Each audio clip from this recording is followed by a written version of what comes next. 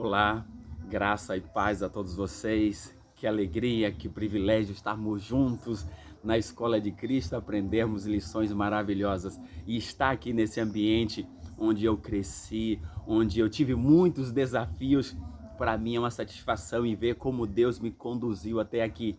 E aí eu quero já trazer para você: não terei medo quanto ao futuro, a menos que eu esqueça de como Deus me conduziu no passado. Sabe, eu já tive muitos embates com Deus, muitas dúvidas, muitos questionamentos, enquanto eu estava crescendo aqui nesse ambiente em meio à natureza, aqui na minha terra, na casa dos meus pais. E agora eu posso trazer para você mensagem de esperança. Ou seja, hoje eu já consigo entender a vida com muito mais realidade, com muito mais serenidade. Eu sei, e você muitas vezes deve estar se questionando, porque as pessoas se questionam muito quem eu sou, de onde eu vim, onde eu estou e para onde eu vou. Sabe, há uma luta hoje onde as pessoas ficam questionando isso, mas eu quero dizer para você que quando a gente conhece a Deus, quando a gente estuda a Bíblia, a gente sabe de onde a gente veio, onde a gente está e para onde a gente vai. Isso dá sentido para a vida. Na verdade, eu quero trazer para você hoje mensagem da palavra de Deus para que eu e você tenhamos sentido para a vida. Isso é o que Deus espera. Deus quer que eu e você tenhamos compreensão que a vida é um dom de Deus e Ele quer levar-nos para mais próximo dEle. E o texto para a meditação de hoje está aqui, ó, em Salmo 73, Asaf, um grande homem de Deus, mas que estava questionando a Deus sem entender o que acontecia, porque os bons são prejudicados ou sofrem, porque os maus parece que a cada dia prospera mais. E aqui está o texto, diz assim, ele começa, aqui ele já escreveu, mas ele havia passado por essa angústia, ele diz assim: com efeito, bom é Deus para com Israel, para com os de coração limpo. Aí ele continua: quanto a mim, porém, quase me resvalaram os pés, pouco faltou para que se desviasse os meus passos do Senhor, pois eu invejava os arrogantes ao ver a prosperidade dos perversos. Para eles não há preocupações, o seu corpo é sempre sadio e forte, não partilham das canseiras dos mortais, nem são afligidos como os outros homens. Daí a soberba que os cinge como um colar e a violência que os envolve como um manto. Verso 7, os seus olhos saltam-lhe de gordura, do coração brota-lhe fantasias, montejam e falam maliciosamente, com opressão fala com altivez, contra os céus desadam a boca ou abrem a boca, e a sua língua percorre a terra.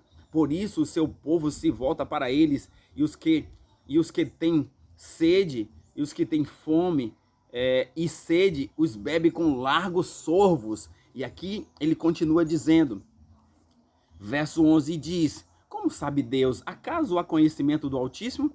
Eis que são estes os ímpios, e sempre tranquilos aumenta suas riquezas. Com efeito, inutilmente, o verso 13, com efeito, inutilmente conservei puro o meu coração, ou o coração, e lavei as minhas mãos na inocência, pois de contínuo sou afligido, cada manhã castigado. Se eu pensara em falar tais palavras, já aí teria traído a geração dos teus filhos. Em só refletir para compreender isso, achei muito pesada a tarefa para mim. Aí o verso 17, que é o divisor de águas, diz assim, ó: até que entrei no santuário de Deus e atinei ou compreendi qual é o fim deles ou dos ímpios. Tu certamente os pões em lugares escorregadios e os fazes cair na destruição. Como ficam de súbitos assolados, totalmente aniquilados de terror os ímpios, como um sonho quando se acorda, assim o Senhor, ao despertares, desprezarás a imagem deles, dos ímpios, quando o coração se me amargurou e as minhas entranhas se me comoveram. Eu estava embrutecido e ignorante, era como irracional na tua presença. Todavia, estou sempre contigo, tu me seguras pela mão direita, tu me guias como por um conselho e depois me recebes na glória. Quem mais tenho no céu? E não há outro em quem me comprazo na terra, ainda que a minha carne e o meu coração se desfaleça, Deus é a fortaleza do meu coração e a minha herança para sempre. Os que se afastam de ti, eis que perecem. Tu destrói todos os que são infiéis para contigo. Quanto a mim, bom é estar junto de Deus, do Senhor. No Senhor Deus ponho o meu refúgio para proclamar todos os seus feitos. Aqui está.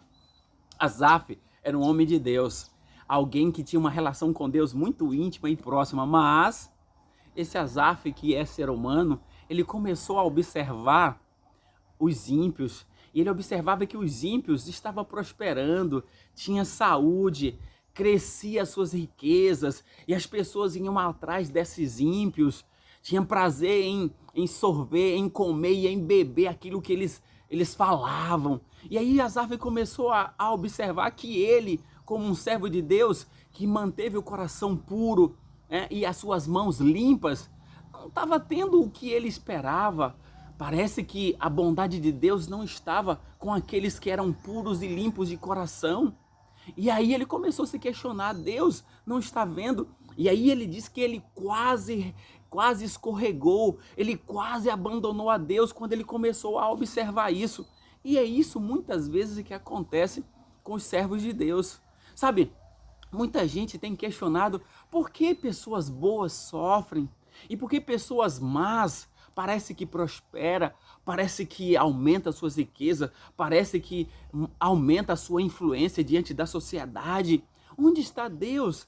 Deus não vê tudo isso e Deus diz que é justiça, e porque ele não age com justiça, esse tem sido o questionamento das pessoas. Mas sabe, queridos, o grande problema nosso e também de Asaf e de muitos filhos de Deus, como Abacuque também, é pensar que Deus tem que agir segundo a nossa perspectiva e no momento que nós estamos esperando o mais rápido.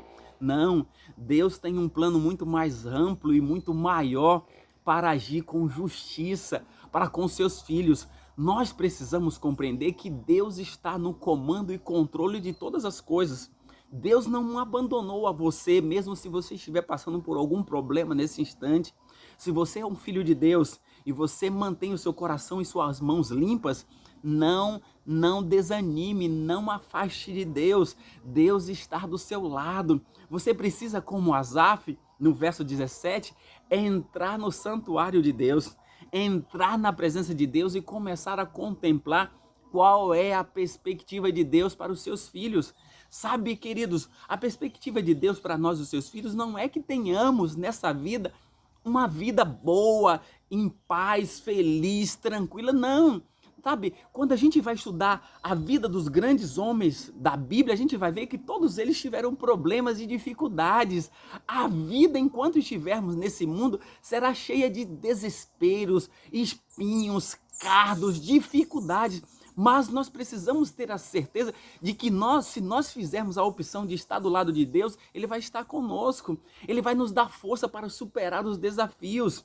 No mundo, disse Jesus, tereis aflições, mas tem de bom ânimo, eu venci o mundo. Sabe, nós nos enganamos ao pensarmos que enquanto servimos a Deus, nós vamos ter uma vida fácil, tranquila. Não, esse não é a mensagem de Deus. No mundo nós teremos dificuldades, problemas, mas nós precisamos ter certeza de que Deus está do nosso lado, sabe? Vale a pena seguir a Deus, não só pela perspectiva desse mundo, mas vale a pena seguir a Deus porque Deus tem uma perspectiva eterna. Sabe, quando Asaf contemplou e observou, ele estava na presença de Deus, ele viu que o fim dos ímpios é a destruição. Então eu e você precisamos começar a pensar que a perspectiva de Deus não é para essa vida, é para a eternidade. Jesus morreu na cruz, não foi para que eu tivesse uma vida fácil, uma vida próspera financeiramente, uma vida sem problema, não. Jesus morreu na cruz para me dar a certeza da eternidade. Então eu e você precisamos manter o nosso coração, a nossa mente e a nossa vida em pureza para viver a esperança da eternidade com Cristo. Essa deve ser a nossa perspectiva a cada dia.